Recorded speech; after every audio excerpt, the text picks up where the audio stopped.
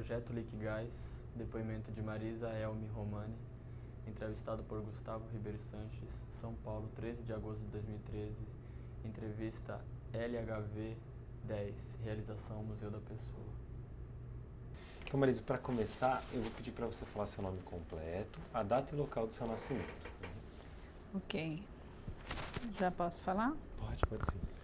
Então, meu nome é Marisa Elmi Romani, eu nasci em Bolonha, 24 de abril de 1945, na Itália. Bacana.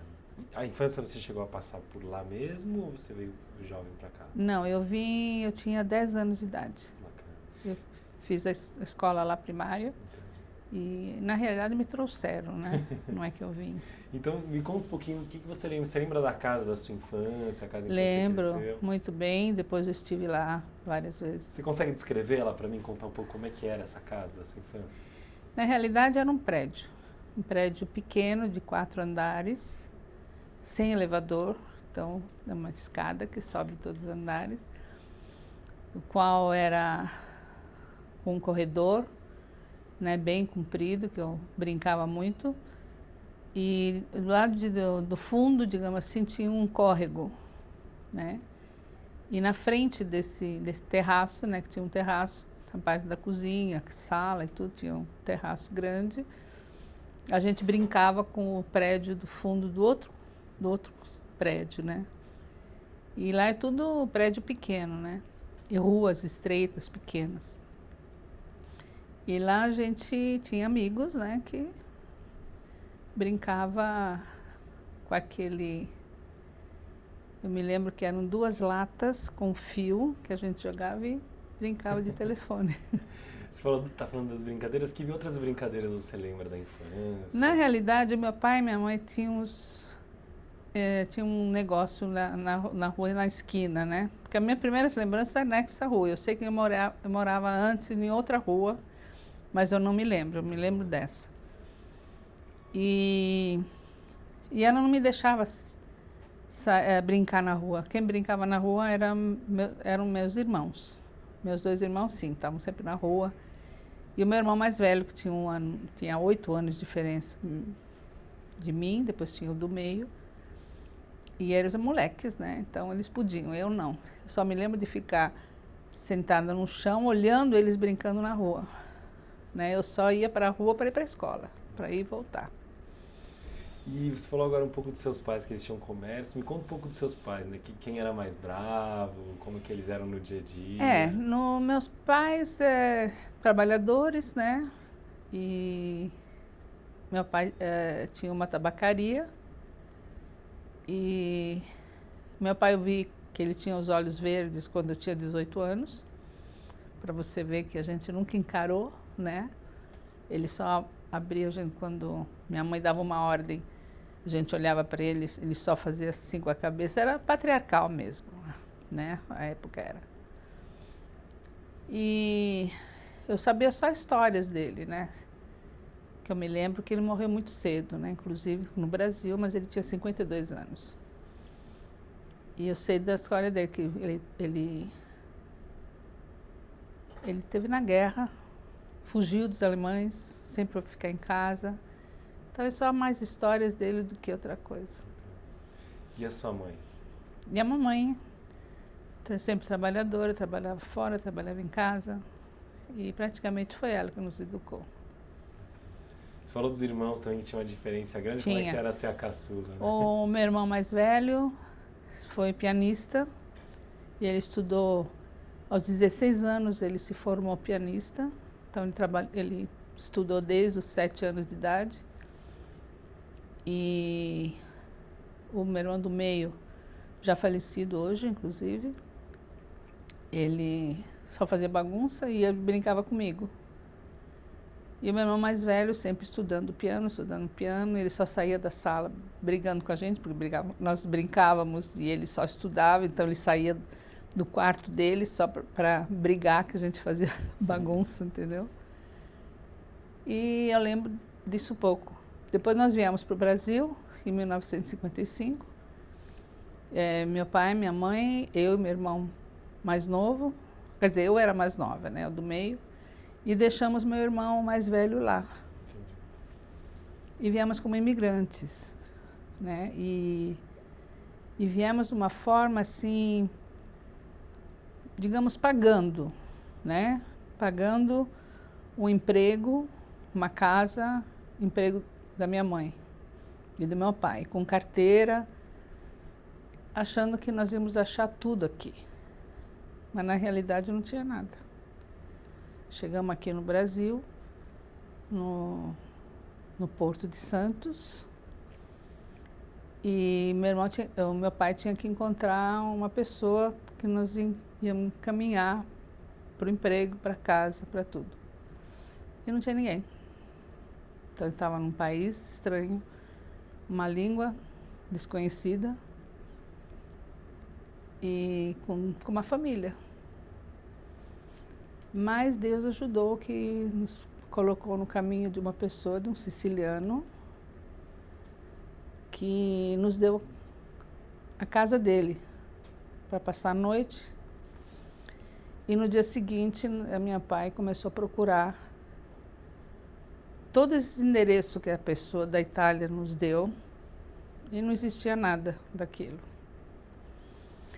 E obviamente, na época, meu pai fez de tudo para a gente não sentir esse problema, né? A gente só ouvia meu pai chorando à noite e não sabia o que fazer, entendeu? Mas aos pouquinhos, com esse siciliano, alugou uma casa, alugou um negócio, minha mãe começou a trabalhar, fazer massa e começamos a vida, pôs a gente na escola e 6 meses depois vi meu irmão, o mais velho. E obviamente nesse período nós comentamos tudo isso e a pessoa na Itália que fazia esse tipo de negócio, mandando italianos para o Brasil dessa forma, foi preso. Foi preso e julgado e tudo mais, porque nós encontramos outras pessoas aqui, né? E obviamente começou a ter mais comunicação, né? Essas coisas todas, e nós deixamos inclusive parentes lá na Itália, né? Então meu irmão estava na casa de parentes, então a comunicação, essa pessoa tinha posse, né? Essa minha tia tinha posse, então começou a investigar e tudo mais, e realmente a pessoa depois parou de fazer esse tipo de coisa. E começamos a vida. Mas deixa eu te perguntar uma coisa um pouco antes, assim. Você lembra da escola, as primeiras lembranças de escola ainda na Itália?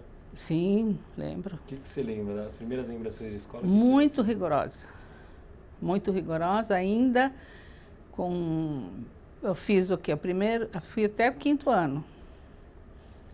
E ainda tinha castigo de milho no joelho. Eu não, mas eu já vi que tinha. Eu acho que eu fui muito adiante, né? Eu fui falando, né, até a chegada no Brasil. Está certinha, você foi bem.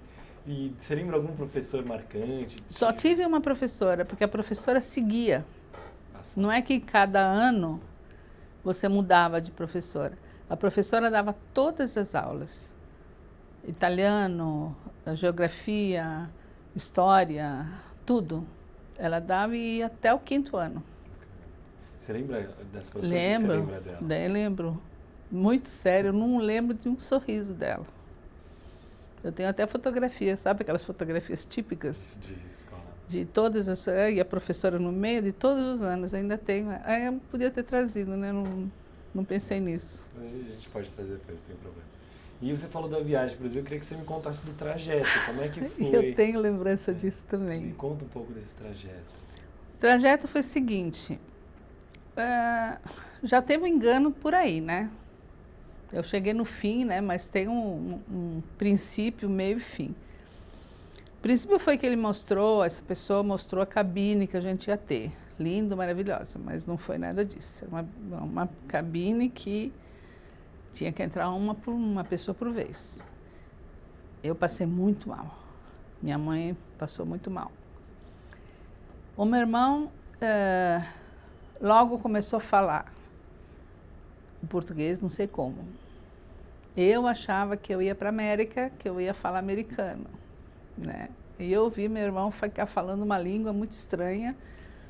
Eu só ouvi ele falando eu para cá, eu. E eu virei, e tinha um pessoal, uns garotos que eram gregos, que estavam vindo para o Brasil. E eu falei, ele está falando grego, né? Aí eu perguntei para ele, falei, o que você está falando, né? Que língua você está falando? Ele falou, eu estou falando português. Eu falei, mas português, nós estamos indo para a América, como é que você está falando português? Que língua é essa? Não, nós vamos falar português no Brasil, brasileiro. Porque ele tinha 2 anos, quase 3 anos mais do que eu, então, obviamente, mais esperto, né? Aí eu comecei a prestar mais atenção, né? Isso tudo na viagem de navio? Sempre foi 15 dias de navio. Aí comecei a melhorar e tal, e comecei a prestar atenção. E eu gostava, e outro fato que aconteceu, minha primeira frase em português, né? Que é um fato marcante, né? Eu gostava muito de dançar, sempre, né? Desde 7 anos eu fazia aula de balé, sempre tive. Aí tinha um casal brasileiro, inclusive era brasileiro, mas falava italiano muito bem. E eles me viram dançando lá, que tinha uma músicas lá, que tinha na sala, no navio. Falaram, você gostaria, em falar em português, né? Em italiano, você gostaria de dançar lá na primeira classe? Claro que sim. Falei, só que você tem que pedir pro fulano e tal, né? Tem que pedir. Falar, como é que eu peço? Então, eles me ensinaram uma frase, né? Aliás, não, outra pessoa me disse, enfim, a primeira frase foi, o senhor está brincando ou está falando sério? Essa foi a primeira frase em português que eu aprendi. Mas acabei não indo, porque a minha mãe não deixou, imagina, tudo mais. Você falou dessas coisas com a relação com a dança, como é que era essa relação com a dança? Era uma coisa que você sempre teve? Sim, eu sempre gostei, fiz balé até os 14 anos aqui também. Sempre gostei. E você falou que vocês chegaram no Porto, né? Me conta um pouco dessa chegada. Você já contou um pouco do impacto de esperar a pessoa, mas o que você lembra de chegar? Alguma imagem, alguma coisa te impressionou mais? Eu lembro que o meu pai estava esperando, ele tinha que ficar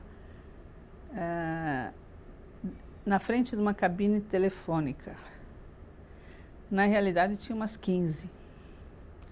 Então, eu vejo a figura do meu pai com o jornal na mão. Ele tinha que ficar com o jornal na mão. Então, de vez em quando, ele levantava o jornal para ver se a pessoa ouvia, né? E depois, não me lembro praticamente mais nada. Não me lembro de ter comido, se eu fui em algum lugar, tudo mais. Só me lembro de estar dentro de um carro, de conhecer essa pessoa, esse siciliano, de ver meu pai preocupado, e de estar no carro. E passar na Avenida São João. E ele mostrar o prédio Martinelli, que era um dos prédios mais bonitos que tinha em São Paulo. E depois de ir para um bairro, que nós ficamos lá. E à noite que nós passamos na casa do senhor.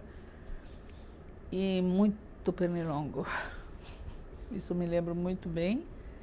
E meu pai, eu chorando. Eu não sabia o que ele ia fazer no dia seguinte. E você falou que depois vocês acabaram conseguindo, com a ajuda desse senhor siciliano, alugar uma casa, né? Sim. Como é que foi a continuação dessa Então, história? esse pedaço, digamos assim, até a gente achar essa casa, eu me lembro muito bem dessa casa e tudo mais, lembro da escola que eu fiquei, das amizades que eu adquiri. Mas esse pedaço de até lá está muito nublado. Essa casa que vocês alugaram daí já era onde? A casa Na Água Fria. Então me conta um pouco dessa passagem que você lembra mais, dessas amizades, quando vocês já se instalaram, né? Então, nós instalamos, era a casa em cima e a loja embaixo, né? Aí depois de 6 meses, mais ou menos, chegou meu irmão. E comecei na escola e tudo mais, só que eu não entendia muito bem português, né? Inclusive, fui chamada um pouco de antipática, porque eu não respondia. E depois aí eu fiz amizade com umas meninas, umas vizinhas, que também iam na mesma escola. Aí começou a ter o interesse de garotos, tinha uns garotos que tinham interesse por mim, aí eles ficaram chateados porque não tinha interesse por eles, porque, obviamente, né, é estrangeira, então quer vir saber alguma coisa e tal. Mas nós ficamos um pouco tempo lá. Depois meu pai, deixa eu ver como é que foi. Aí meu pai acabou comprando um restaurante justamente no prédio Martinelli. E aí acho que nós fomos morar lá. Nós fomos morar lá também, acho que não ficamos mais de um ano. E aí nós fomos para Lapa. Aí ficamos na Lapa. Aí que começou, eu tinha já 13, 14 anos. E aí que começou mais uma vida assim mais estável. Mas meu pai sempre com coisa própria. Marisa, você tem falado de circular muito por São Paulo, né? Você acabou indo conhecendo a cidade. Que impressão que você tinha da cidade? O que você lembra da cidade dessa época, né? Você falou do edifício Martinelli. Isso, do Martinelli, que depois minha mãe e meu pai viram que era um pouco assim, porque ele era um hotel, né? Antes. E depois tinha era meio pesado, né? Aí ela fez o possível para sair de lá, e a gente ficava muito na escola, né? Estudei naquela escola que tem na Consolação, que eu até esqueci o nome. E eu ficava muito na casa de uma amiga minha aqui no Jardim Paulista. Ela fazia o possível para a gente ficar mais fora possível, porque ela fez o possível para sair de lá, quando viu que a coisa era pesada mesmo. E aí depois nós fomos para Lapa, mas eu não me lembro muito bem assim, porque justamente ela deixava a gente muito fora. E aí na Lapa já aí vocês começam a ter uma vida mais Isso, regular. depois eu comecei inclusive a trabalhar, porque veio um pessoal da Itália, conhecida, que montaram um salão. Aí quando eu saía da escola, ela me mandava para lá. Então eu ficava muito lá, entendeu? Então eu ficava muito pouco no prédio. Como é que era o contato ainda com a Itália, né? Era cartas? Sim, era de carta. Minha mãe, eu comecei para a Itália de novo depois de casada só. Porque antes eu não tinha possibilidade, inclusive financeira.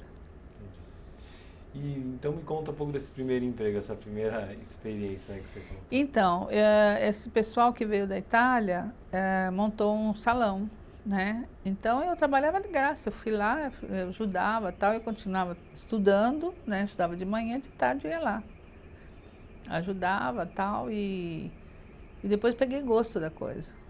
Eu trabalhei até os 18 anos com eles e depois acabei abrindo um negócio, um salão, com outro pessoal também italiano. E não deu certo. Aí comecei a namorar, fiquei noiva, enfim. Nossa, aí outra coisa. Me conta um pouco desse primeiro salão, de começar a trabalhar. O que te fez gostar desse ramo? Então, o que me fez gostar desse ramo foi porque é uma arte, né? Na realidade, é uma arte o cabeleireiro, que todo dia você aprende alguma coisa. E eu trabalhei com um siciliano, inclusive, que ele era um esteticista. Meu pai estava vivo ainda. Aí depois desse siciliano, aí eu percebi que eu trabalhava muito e ganhava pouco. E ele viajava. Aí meu pai começou a dar uma olhada nas contas, ele viu que na realidade quem estava ganhando dinheiro era ele e eu não. Aí eu saí dessa. Eu fui trabalhar em outro lugar, em outro salão. Aí depois meu pai ficou doente e eu acabei trabalhando com meu irmão, que nós abrimos uma loja de brinquedos e plástica. Aí comecei a trabalhar com meu irmão na loja e deixei essa parte de cabeleireiro. Não. E qual era a coisa mais difícil no começo, Marisa, de adaptar o Brasil? Assim, era a língua, algum hábito cultural? Não, eu sou uma pessoa muito adaptável. Realmente eu me adaptei, porque com 10 anos de idade é difícil não se adaptar. Eu me adaptei mesmo. Meus irmãos, então, maravilha. Quem não se adaptou muito bem no começo foi o meu irmão mais velho, porque na realidade ele veio com 18 anos. E deixando a namorada lá, né? Noiva, aliás. Ele era pianista Isso, e chegou aqui e não teve campo, de jeito nenhum. Inclusive ele arruinou a minha carreira de bailarina. Que história é essa? Como que foi isso? Então, eu adorava dançar, era bailarina do municipal, não bailarina ainda, mas eu estudava balé. E eu era considerada uma das melhores alunas pelos professores, inclusive um Gil, não me lembro agora o sobrenome dele, mas ele era um bom bailarino. Mas como meu irmão era frustrado na arte dele, então ele me frustrou também, dizendo para meus pais que aqui não tinha valor nenhum a arte, que eu ia acabar ficando indo nos cabarés, não sei o quê, não sei o quê. Ela começou a fazer a cabeça deles até que eles me tiraram. E eu tinha menor, não podia fazer, então cortaram as pernas. E aí, a vida de vocês, mesmo até depois do cabeleireiro, vocês fizeram na Lapa, né? Você desenvolveu essa vida Isso, na Lapa. inclusive a loja que nós tínhamos era na Lapa. A loja de brinquedo. Brinquedo e plásticos. Como é que era essa loja? Conta dessa loja. Muito legal, foi muito bom, até meu pai falecer, né? E depois o meu irmão realmente tentou ir para frente, mas não conseguiu. Né? Abriu até filial e tudo mais. Aí depois ele casou e eu continuei com ele e tudo mais. Aí depois eu também casei, aí fiz outra vida, ele outra vida. Mas de onde que vinha essa coisa de ser comerciante, de ter o próprio negócio? Pois é, eu sempre fui contra, na realidade. E sempre fui contra, não, eu fui contra depois dessas passagens, porque eu vi que não dava certo. Meu pai, na realidade, veio com isso já desde a Itália, né? Que tinha que ser coisa própria. E o meu irmão, a mesma coisa, até hoje ele tem coisa própria. Hoje ele tem uma firma. Agora, eu nunca fui muito a favor. Tanto é que depois que eu casei, eu não tive mais nada próprio. E aí, então você ficou na loja, você sai de casa quando você casa, né? Quando você conheceu o seu marido. Aí exatamente. E como você conheceu o seu marido? Bom, meu marido também é italiano, né, de Roma, e eu frequentava o circo italiano. E ele também. Então nós nos conhecemos no circo italiano. Ele separado há 6 meses. Isso foi em 1968. Agora que vai começar a minha... Você falou dos lugares para onde você ia, né? O circo italiano. Que outros lugares você frequentava? Lega Itálica, porque sempre dançando. Antes, né, quando era Lapa, Pompeia, porque na realidade nós tivemos negócio também na Pompeia. Pompeia e adjacências. O meu irmão do meio era conhecido por todos esses bairros. E nós tínhamos a turma toda, e cada sábado era na casa de alguém, era só alguém mudar que a gente estava lá dançando. Então eu era, e meu irmão era o da turma, né? Onde estava meu irmão tinha a turma para dançar. E só que depois, quando eu conheci o meu marido, não tinha mais disso. E eu comecei a dançar na Lega Itálica primeiro e depois no circo italiano. Pergunta que você me fez? Esses lugares que você frequentava, era isso mesmo. E aí você fala de dançar, vocês iam para os bares nessa época? Isso. Como é que era? Porque as pessoas hoje não me contam. Então, eu namorava sempre nos bailes, né? Meus namoros eram só na minha época, digamos assim, que eu teve uma época que eu tive noiva, né, de outra pessoa que não é meu marido, que também não dançava, porque toda vez que eu namorava, tinha pessoas que não dançavam, né? Uma sina. Aliás, foi uma sina da minha mãe que falava, olha, o dia que você casar, você vai casar com quem não dança. E foi mesmo que não era. Enfim, mas a experiência que eu tive, digamos assim, vamos voltar um pouquinho, na parte de quando eu fui trabalhar com meu irmão, sempre foi na parte administrativa. Né? Eu lidava na loja sempre com a parte administrativa, não comercial. Foi ali que eu comecei a parte administrativa. E, bom, daí voltamos então na dança.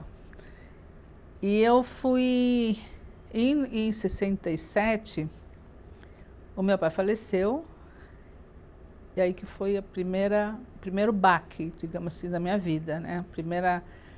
A primeira sensação mesmo de perda e ficar mais adulta, né? Que você sente. E aí depois, então, a minha mãe, em 68, ficou doente. Teve também um problema seríssimo, ficou 3 meses hospitalizada e tal. Que eu assumi a loja junto com meu irmão, seriamente. E foi aí que eu fiquei, acho que uns 2, 3 meses sem sair, sem ir a baile, sem nada e tal. E que aí minha mãe veio para casa. Aí eu fui num baile, e foi nesse baile que eu conheci meu marido. Muito chateada, muito brava, porque foi um baile assim que só tinha garotada e estava ele lá. E ele veio dançar comigo, eu falei, pô, mas justamente esse cara veio falar comigo que não sabe dançar. Depois de 3 meses que sem dançar, veio uma pessoa dançar comigo que não sabe. Enfim, e aí foi ele que veio. E que músicas que tocavam, o que vocês dançavam? Bom, na época que eu dançava com meu irmão, era muito iê-iê, muito rock, inclusive faziam competição de rock, muito samba. E agora com meu marido já era coisa mais leve, mais folks, mais leve, enfim, porque foi só no começo de namoro mesmo que a gente dançava, mas depois... E aí vocês noivaram rapidamente, vocês começaram a namorar? Nós casamos em 70, em abril de 70. E aí aí você foi ter sua vida Minha vida. conjugal. E aí vocês foram morar onde? Como é que foi isso? Então, o meu marido era separado, né? Então, na época não tinha divórcio. Então, nós casamos na Bolívia, através de procuração, sabe, na época fazia isso. Era separado de esquite e casamos na Bolívia. Quer dizer, os procuradores casaram e nós fizemos uma pequena festinha, comemoração. Então foi muito engraçado, inclusive, porque isso vale a pena contar. Chegaram os documentos. A pessoa lá casou, então nós fizemos um encontro no advogado com as testemunhas aqui. Meu irmão tinha que vir, acabou perdendo o endereço, não veio. Tinha que vir um padre para dar uma bênção. Sumiu o padre, encontramos. Aí o meu irmão pegou a Bíblia, falou algumas coisas, nos deu a bênção. Minha mãe estava contra, porque eu não contei nada para ela, eu só fui contar um mês antes. Estou casando. Né? Estou casando. Não me abençoou. Fomos para a casa do meu irmão com bolo, e tinha aquele táxi, sabe, Volkswagen, sem a poltrona na frente, deu uma brecada, o bolo caiu, quebrou inteiro. E era uma sexta-feira. Enfim, fomos para casa, o carro quebrou. Olha, o que podia acontecer, aconteceu. Chego em casa, vejo uma luz, assim, uma espécie de um foguinho. Eu falei, pronto, tá pegando fogo.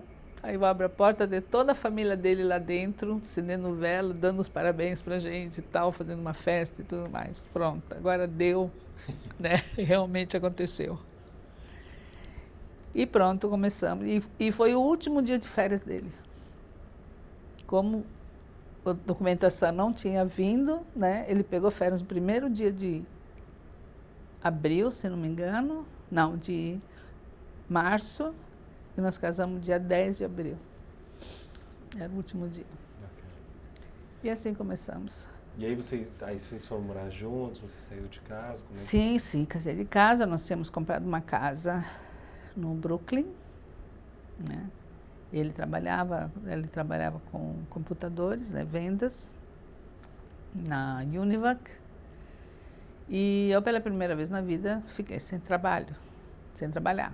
O pai dele era diretor da Security e nos ajudou, né, nesse começo de vida. Eu fiquei 6 meses em casa, depois eu comecei a trabalhar de novo.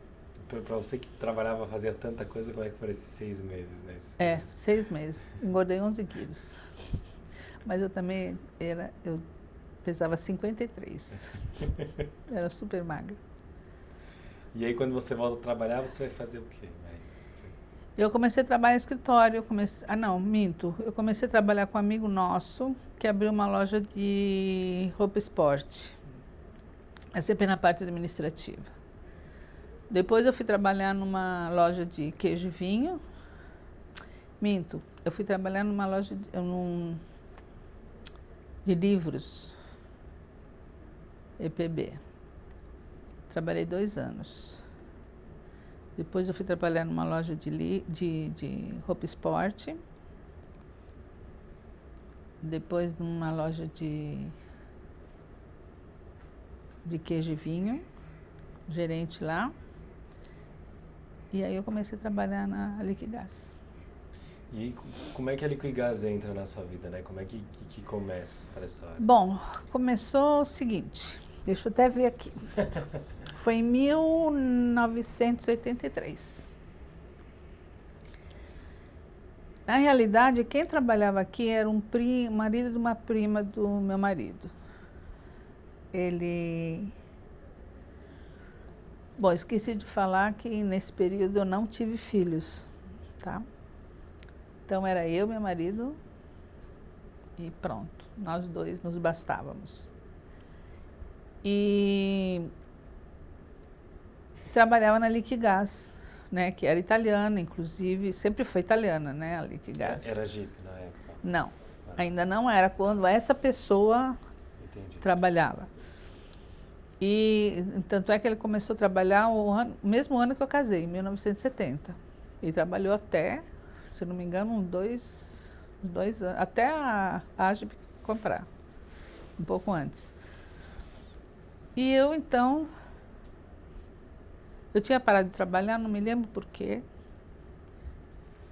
e estava procurando emprego. Eu tinha feito vários cursos, eu tinha até me atualizado na máquina elétrica, enfim, tudo, né? Estava me atualizando, porque eu já estava trabalhando nesse pão e queijo, mas não tinha parte de técnica, digamos assim, de máquina de escrever, porque era gerente de fazer festas e etc. Tá? Então não tinha essa parte de secretariado, digamos assim, né? Eu fiz a faculdade. Esqueci desse detalhe. Fiz a faculdade de 4 anos, então eu estava parada na parte de trabalho, só estava fazendo faculdade. Você fez faculdade em secretariado? Você fez faculdade de... Não, de letras. Fiz 4 anos e meio. E na época, por que letras? Você tinha alguma? Porque eu tinha italiano, eu tinha parado de estudar cedo, né?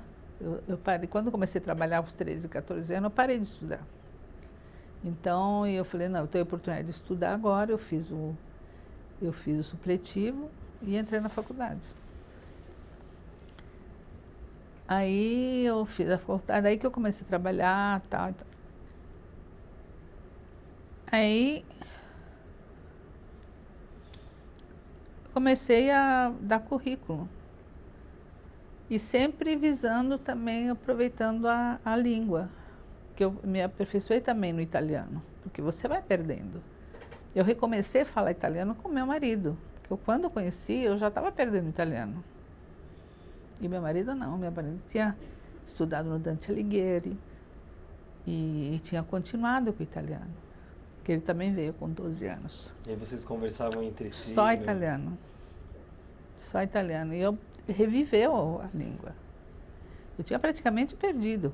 Porque depois que meu pai faleceu, a gente não falava mais italiano em casa. Com ele, sim. Então...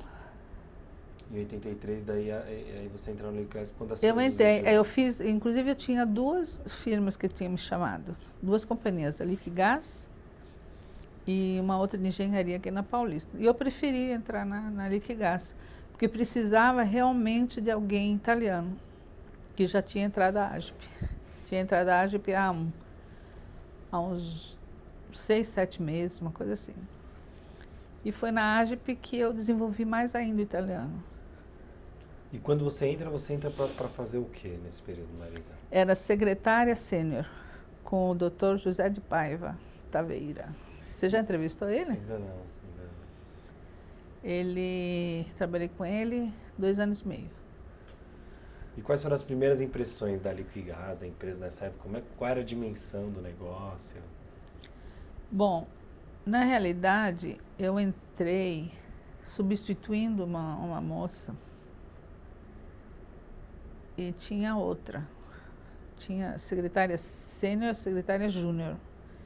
Eu substituí a sênior que atendia o gerente, né?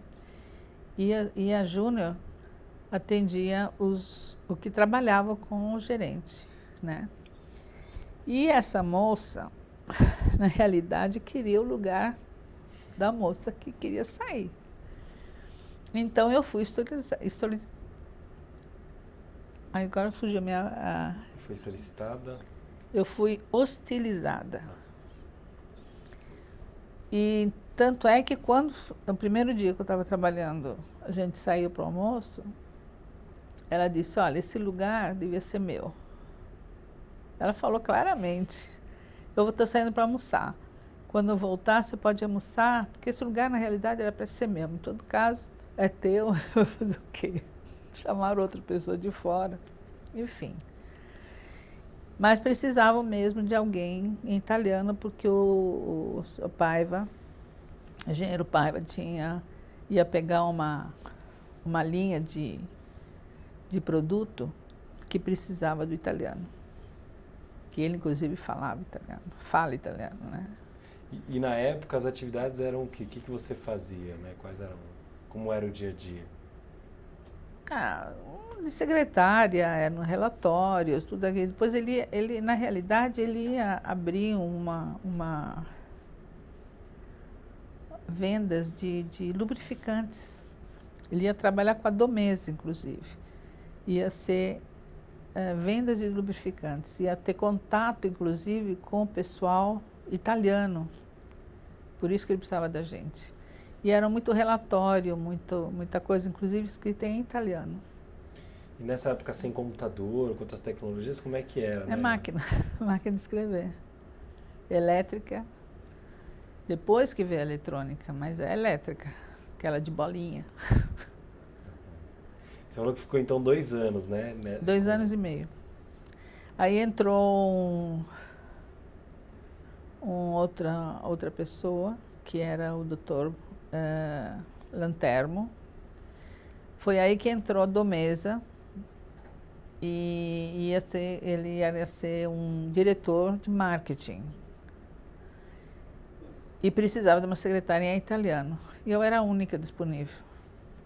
Então, ele teve que me ceder, o engenheiro Paiva. E aí a outra moça pegou meu lugar. Aí ela ficou no meu lugar. E eu fui trabalhar com ele na parte de marketing. Aí foi muito trabalho. Foi muito trabalho. Inclusive, teve uma organização da Fórmula 1 no Rio de Janeiro. Vocês produziram lá. O que você lembra? Você pode contar pra gente? Nossa, foi uma coisa assim fabulosa. Realmente foi um convite de 100 pessoas de todos os lugares do Brasil. Nossa, foi uma coisa assim, a primeira vez que eu fiz na minha vida e foi a última, porque foi um absurdo de trabalho. Com esse senhor, né, que é o Dr. Lantermo, Giuseppe Lantermo de Montelupo, que ele era conde, né, porque ele está vivo ainda. E ele era cônsul de um lugarzinho da Itália. E foi contratar ônibus, contratar hotel, fazer os convites, fazer a parte de comida dentro do autódromo. Foi uma loucura. E eu tinha 2 pessoas só comigo. Agora, Marisa, na época o negócio da Liquigás era vender gás, tinha outras coisas, como é que Então, era? essa parte, que justamente era da mesa, era lubrificantes, que era vendida nos postos de gasolina, inclusive da Petrobras e todos os outros. Mas era da Tutela Lubrificantes. Então, eu não mexia com gás. Entendi. Mexia com lubrificantes. Entendi. E eu trabalhei com essa pessoa, se não me engano, na Tutela, porque aí eu tive que sair da Liquigás, eu fui liquidada da Liquigás, que era a AGIP, e entrei na Domesa, mas é do mesmo grupo. Entendi. Quer dizer, eu continuei na AGIP como Domesa.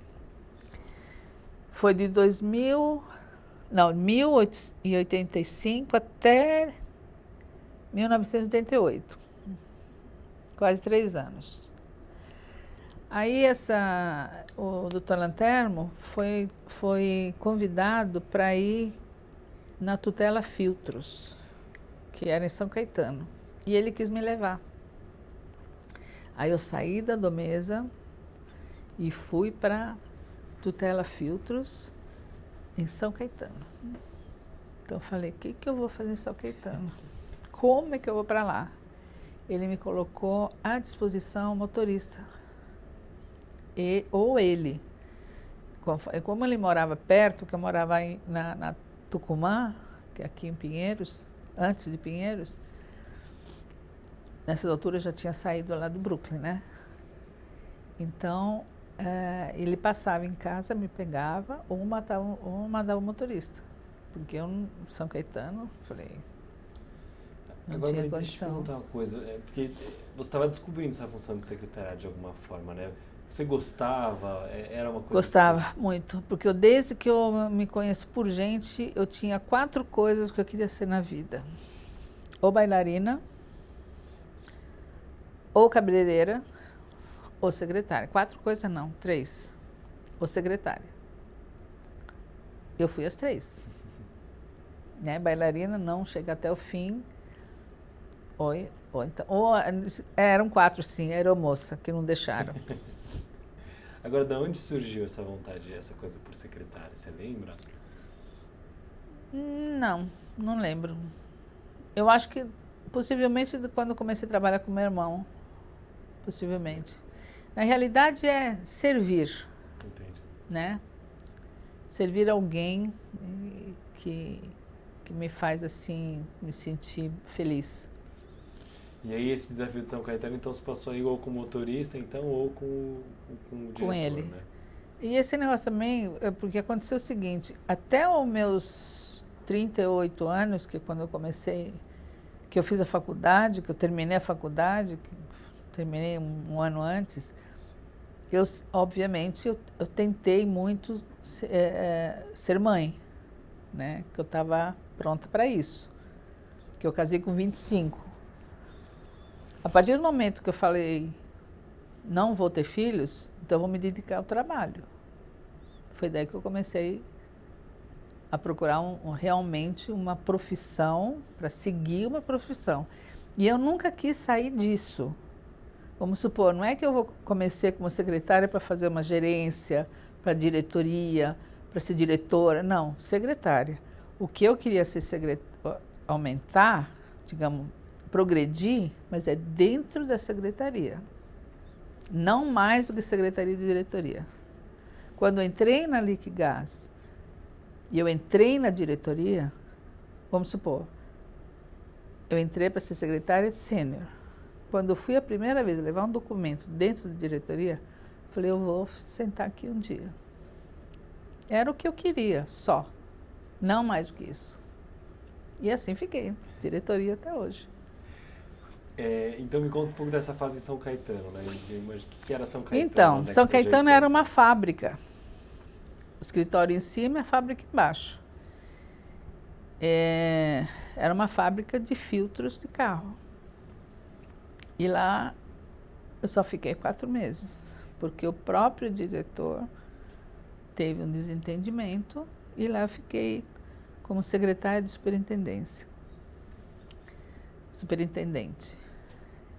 E estava bom, porque eu saía às 4h30, vinha de carro para lá e para cá, o trabalho realmente era metalúrgico, né, o sindicato, muito bom. Com ele, o próprio, era bem melhor do que antes, que era muito mais dinâmico. Mas ele teve desempenho, ele saiu. Eu falei, e agora? O que eu faço em São Caetano?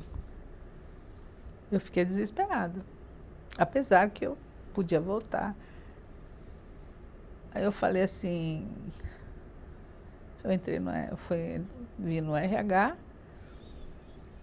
e falei, o que eu faço? Pelo menos me façam voltar, pelo menos para eu procurar outro emprego, mas pelo menos estou na Paulista, né?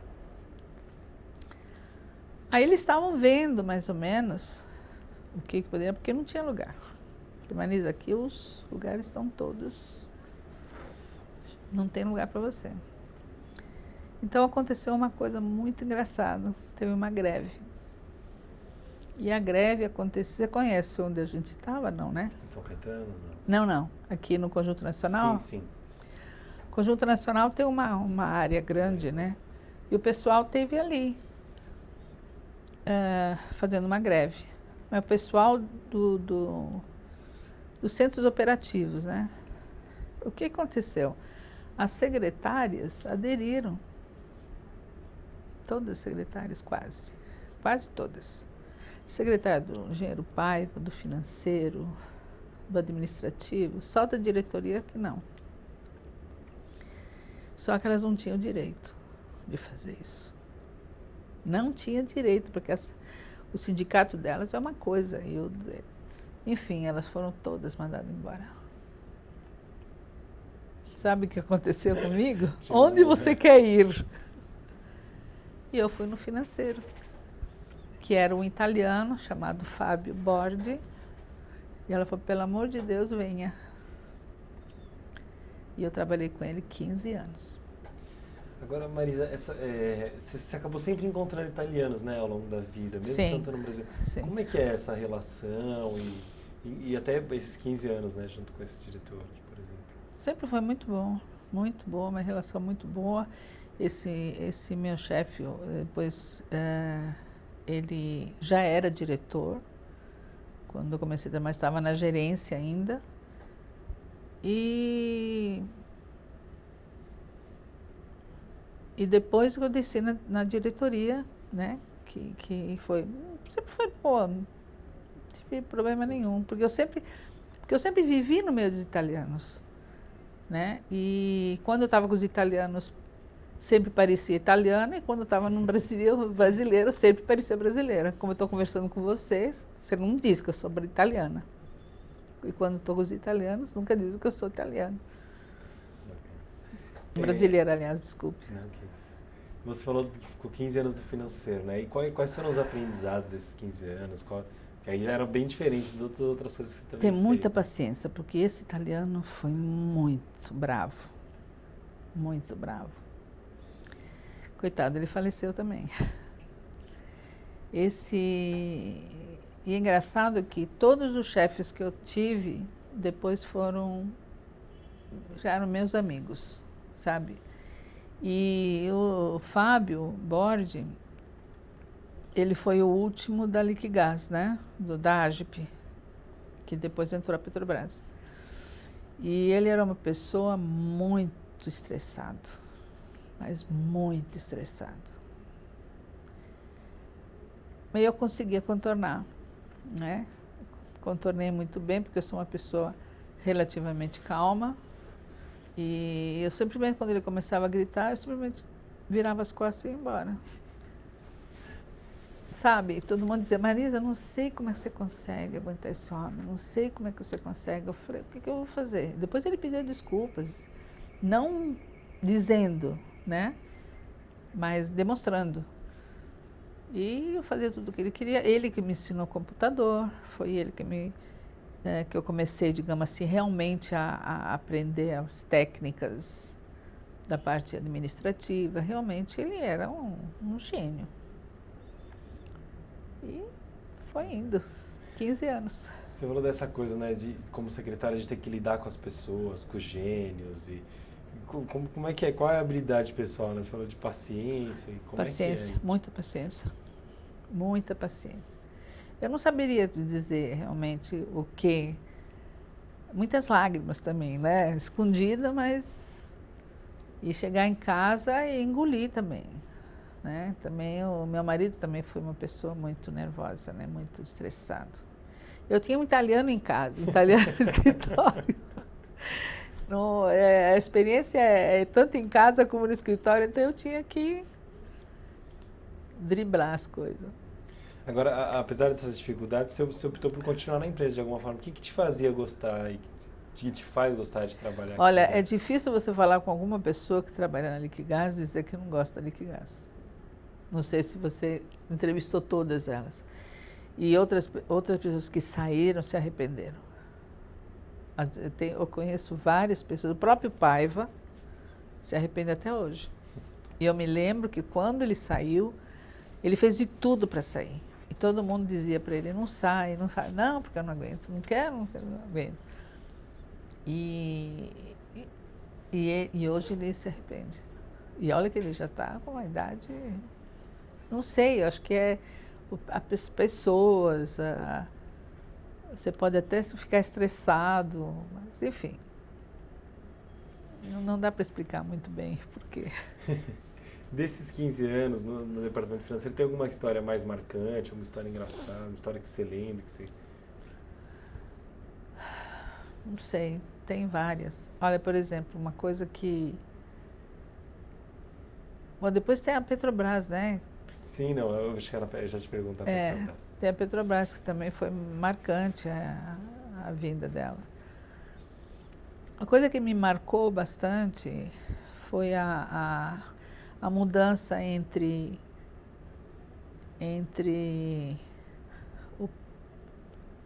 a São Caetano e a volta para cá, né? Que realmente eu pensei que eu ia perder Liquigás. Essa greve que teve realmente... Passei uma semana, realmente, eu falei, meu Deus do céu, vou perder emprego.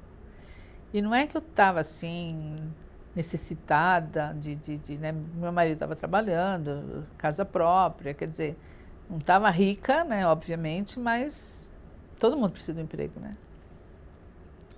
Realmente passei uma semana bem triste, né? E essa coisa de eu ter que escolher para voltar foi realmente... Essa marcou bastante.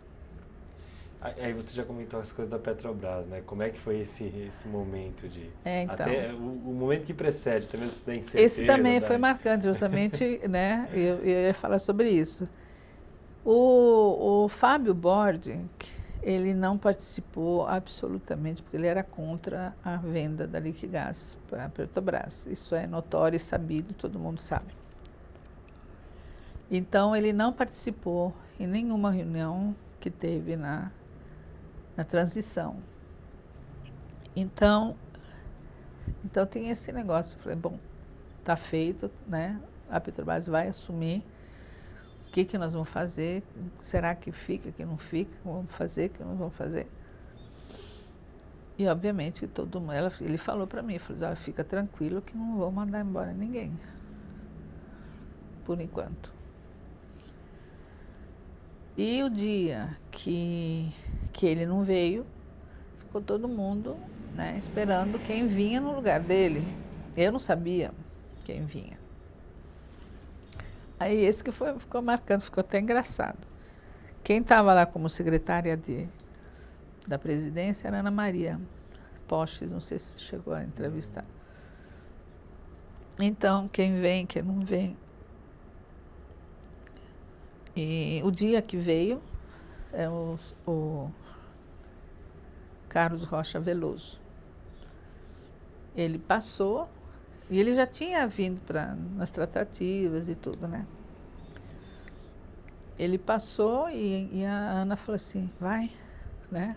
Eu fui atrás dele, ele sentou, eu sentei na frente, bom, Só que eu sou Mariselme Romani, eu sou a sua secretária. Eu simplesmente falei para ele que eu que ia atendê-lo, então foi marcante, né? E ele não teve saída. Se ele quisia ser outra secretária, não. Tá bom, então tá, então começamos e realmente ele ficou aí de 2004 até 2009 e fiquei com ele. Bacana, e você perseguiu ele, literalmente, né? Literalmente. E tá amigão, como eu disse, né? Ele realmente, todo chefe que eu tive é amigo.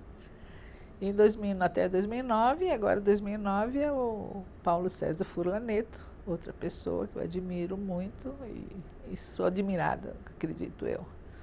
O que muda a partir do momento que a Petrobras entra? Burocracia. Antigamente, com a AGIP era tudo feito, não digo burocracia em si, mas é a coisa mais detalhada. Né? Você não faz absolutamente nada sem ter uma direção, sem ter um porquê, né? Que está fazendo. E eu acho muito certo.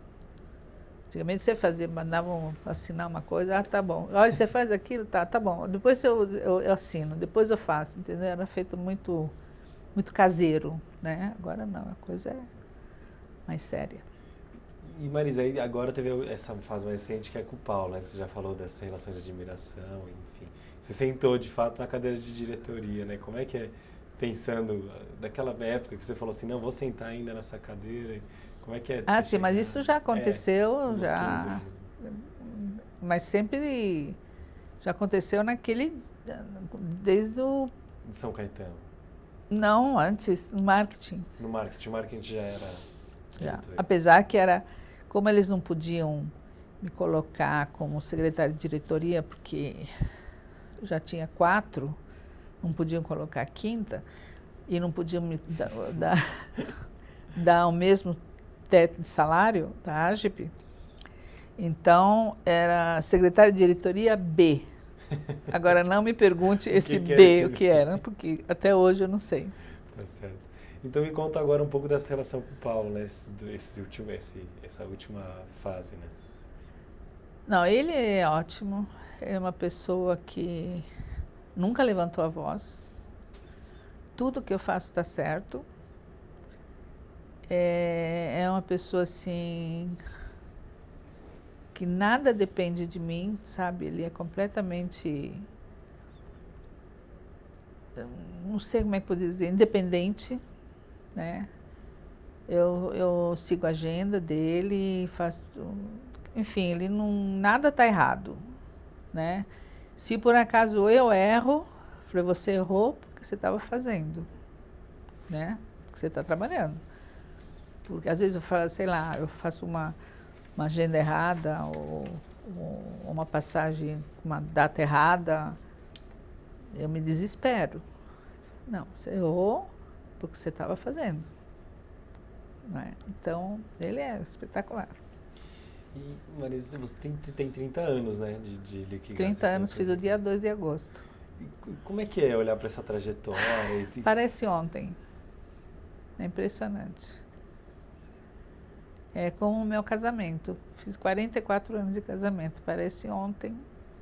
Infelizmente, faz 1 ano e 1 mês. 1 ano e pouco, é 1 mês.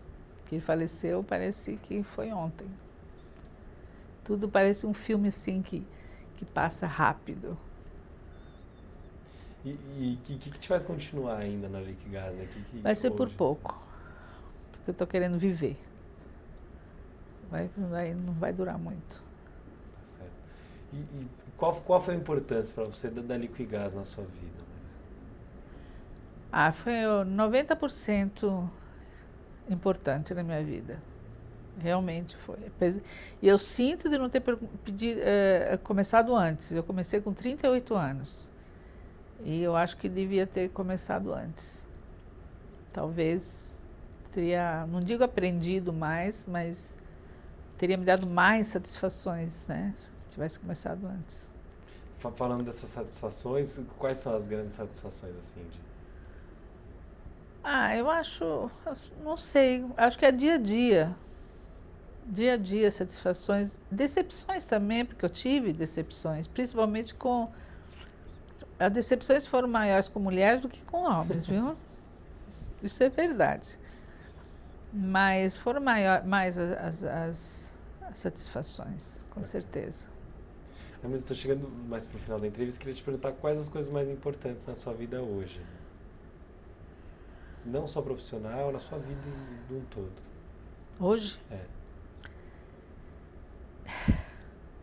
Hoje seria a minha casa, né, continuar aqui. Agora eu mudei faz 1 ano, mais ou menos. Acabar de arrumar a minha casa e viajar e viver. É o que meu marido gostaria que eu fizesse. E os sonhos? Sonhos? Eu não tenho muito mais sonhos, não. Sabia que ia acontecer isso. Sonhos é continuar vivendo até Deus quiser. Tá certo. Então, só para fechar, queria te perguntar um pouco como é que foi, contar um pouco dessa trajetória. Foi bom, muito bom. Muito bom, obrigada. Tá certo, obrigado, Margarida.